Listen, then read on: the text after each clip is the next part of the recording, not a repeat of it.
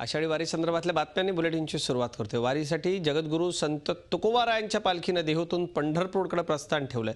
सावळ्या विठुरायाच्या चरणी लीन होण्याकरता दरवर्षी संत तुकाराम महाराजांची पालखी ज्येष्ठ वद्य कृष्ण सप्तमीला देहूतल्या मुख्य देऊळवाड्यातून पंढरपूरकडे प्रस्थान ठेवते। आज दिवसभर देहू नगरीमध्ये हरिनामाचा जागर सुरू होता। महापूजेनंतर दिंड्या आणि पताकांचा जयघोष आसमंतात दुमदुमला।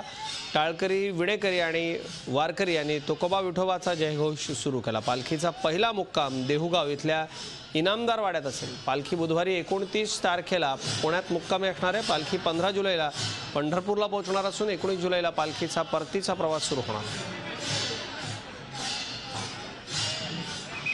भक्तिरस आहे। विठ्ठलाच्या चरणी शेकडो वर्षापासून वारकरी जात धर्माच्या बाहेर जाऊन भक्तीचा रस घेऊन जातो। त्याची श्रद्धा त्याला मानाचा मुद्रा आहे आणि म्हणून आज मी जगद्गुरूच्या चरणी वंदन करत प्रार्थना केली की हे वर्ष वारकऱ्यांसाठी, शेतकऱ्यांसाठी आनंदाचं जाओ, सुखाचं जाओ।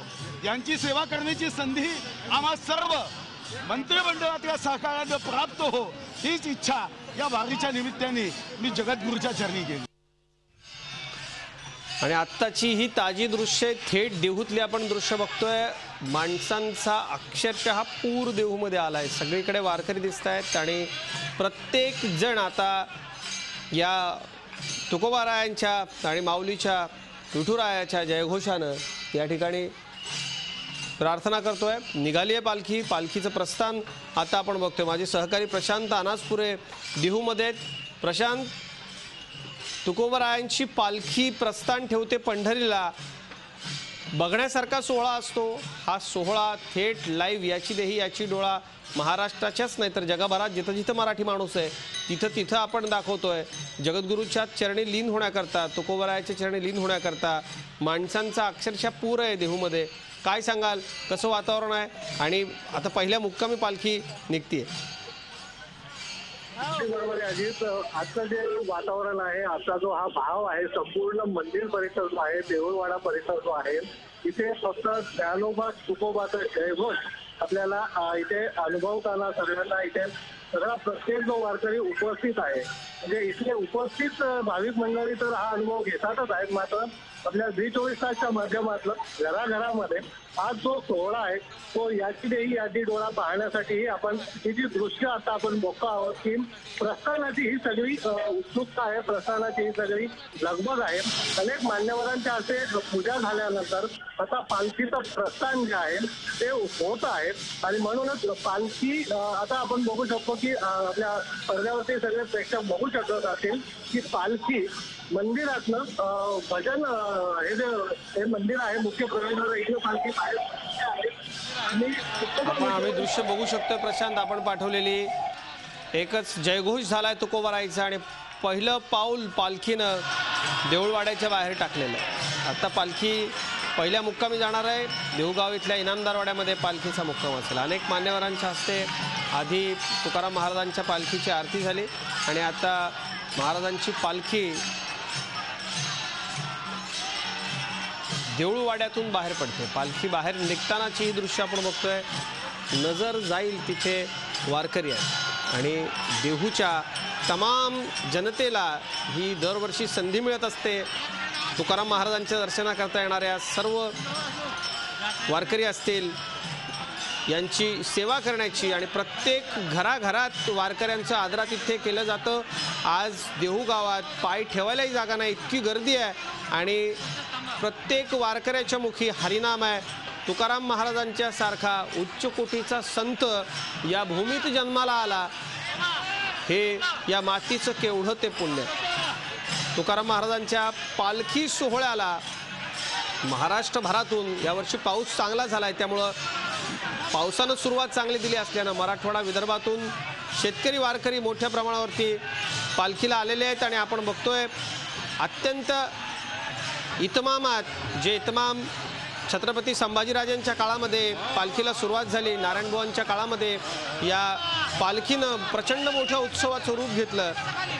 अब्दागिऱ्या, तुतारी, सेवेकरी अशी सगळी सेवा या संताच्या चरणी तत्कालीन राज्यकर्त्यांनी रुजू केली होती, तीच रुजवात आजपर्यंत वारकऱ्यांनी तुकाराम महाराजांच्या वंशजांनी सांभाळलेली आहे। देऊळवाड्यातून पालखी बाहेर पडते। पालखीचा पहिला मुक्काम आज इनामदार वाड्यामध्ये असणार। साहजिक आहे, पालखीचं दर्शन व्हावं, पालखीला हात लावता यावा, महाराजांच्या पायी माथा टेकता यावा म्हणून आलेल्या प्रत्येक वारकऱ्याची लगबग सुरू आहे। पालखी बाहेर निघताना प्रत्येक जण आता पुढच्या या सगळ्या आनंदवारीमध्ये सहभागी होण्याकरता उत्सुक आहे। भाविक, वारकरी, सगळे वैष्णव, कपाळी, बुक्का, त्यांच्या हातामध्ये टाळ, विणेकरी, मृदुंगवादक अशी सगळी हरिनामाची जप, हरिनामाची साधना करणारी ही वैष्णव मंडळी आज तुकाराम महाराजांच्या बरोबर पंढरपूरला जायला निघते। माझे सहकारी प्रशांत अनासपुरे देहूमध्ये। प्रशांत, प्रत्येक वारकऱ्याचं किंबहुना महाराष्ट्रात ज्यांच्या ज्यांच्या घरात परंपरेनं वारी आहे त्याचं स्वप्न असतं एकदा तरी आपल्याला या वारीमध्ये सहभागी होता यावं, ती परंपरा पुढं चालवता यावी। आजच्या काळातही महाराष्ट्रात ही परंपरा पाळणारी कोट्यवधी कुटुंब आहेत, तिथून वारीला दरवर्षी कुणी ना कुणी घरातलं येतं। किती गर्दी आहे आज देहूमधून महाराजांची पालखी बाहेर पडत असताना, काय वातावरण आहे? नक्की अजित, आपण जे म्हणतो की प्रत्येक ही वारीची परंपरा जी आहे खूप मोठी आहे, वर्षानुवर्षाची परंपरा।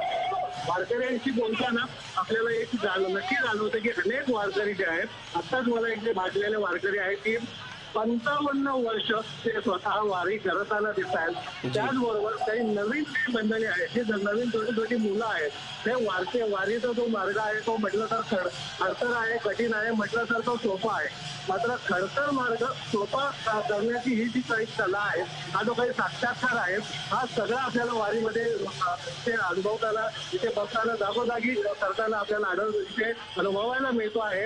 आणि हेच आपल्या परंपरेचं फलित आहे।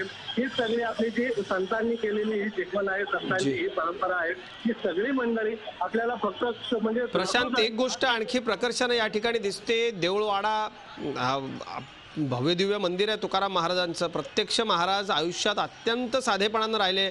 छत्रपती शिवाजी महाराजांनी सगळा जो इतमाम तुकाराम महाराजांच्या चरणी अर्पण केला होता तोही त्यांनी अत्यंत नम्रपणे नाकारला। आणि महाराज हे संसारी असूनही अत्यंत विरक्ती आलेले उच्च कोटीचे साधू पुरुष होते। पण पुढच्या काळामध्ये छत्रपती संभाजीराजांच्या काळामध्ये महाराजांचा हा वारी उत्सव सुरू झाला, नारायणबुवांच्या काळात, त्यावेळेला सगळे इतमाम तत्कालीन राज्यकर्ते जे संतचरणी रुजू करत, ते इतमाम सगळे छत्रपती संभाजीराजांच्या काळामध्ये रुजू करण्यात आले होते। ते इतमाम आहेत सगळे, आजही या परंपरा टिकून आहेत। काय नेमक्या या परंपरा आहेत आणि हे पाहताना कसं वाटतं?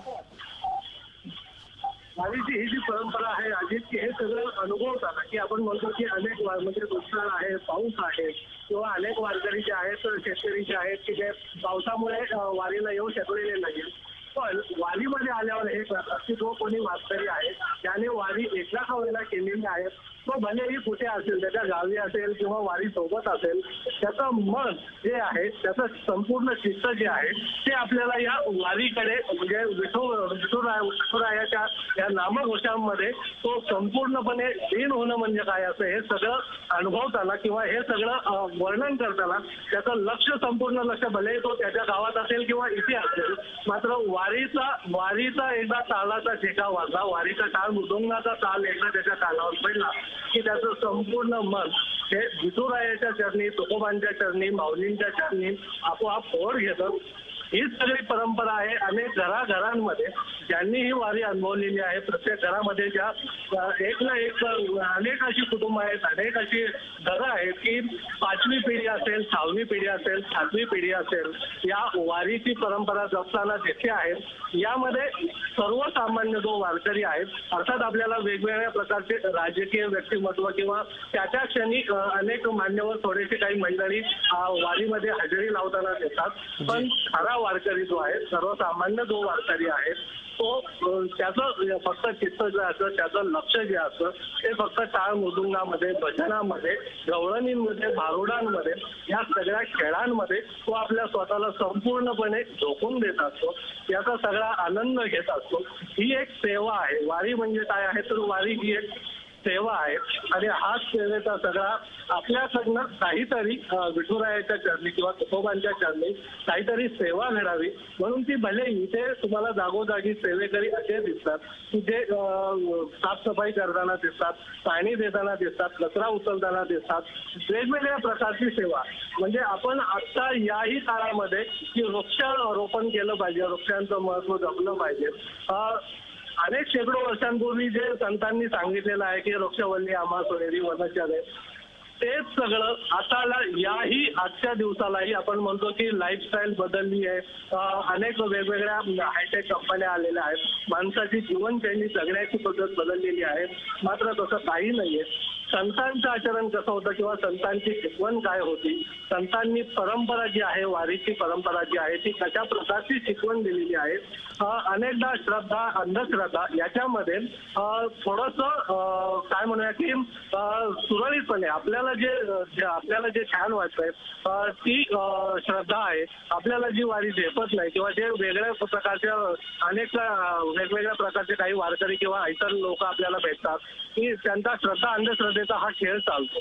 मात्र वारीमध्ये आल्यानंतर तुम्हाला या सगळ्या विषयांना सर्वसामान्य वारकरी जो असतो तो अशी सेवा इथे तुम्हाला दाखवून देतो की सेवा करणं, संतांची असलेला आपला जो थेट भाव आहे तो संपूर्णपणे एकचित्ताने त्याच्या प्रती आपली सेवा अर्पण करणं हाच खरा भाव आहे.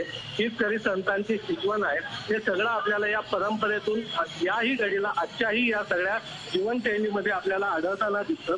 आपण ठिकठिकाणी या विशेषतः या 1-2 वर्षामध्ये सरकारतर्फेही असेल किंवा वेगवेगळे नेते मंडळी असतील ती झाडं लावली पाहिजे, झाडं जगवली पाहिजे. दुष्काळाच्या वेळी आपल्या सगळ्यांना अनेक राजकीय नेत्यांना दुष्काळाची, झाडांची विशेषतः आठवण येते. मात्र संतांनी अगदी खरं आहे, संतांची वचनं आजच्या युगातही तितकीच सत्यवचनं आहेत आणि ती सगळी आपण अनुभवतो आणि म्हणूनच संतांच्या शिकवणीवरती हा महाराष्ट्र गेली शेकडो वर्ष चाललेला आहे. पुन्हा आपण वारीचा आजच्या या प्रस्थानाचा, तुकोबारायांच्या पालखीचा आढावा घेऊच. एक छोटासा ब्रेक घेतोय, लगेचच परत. झी 24 तास रहा एक पाऊल पुढे.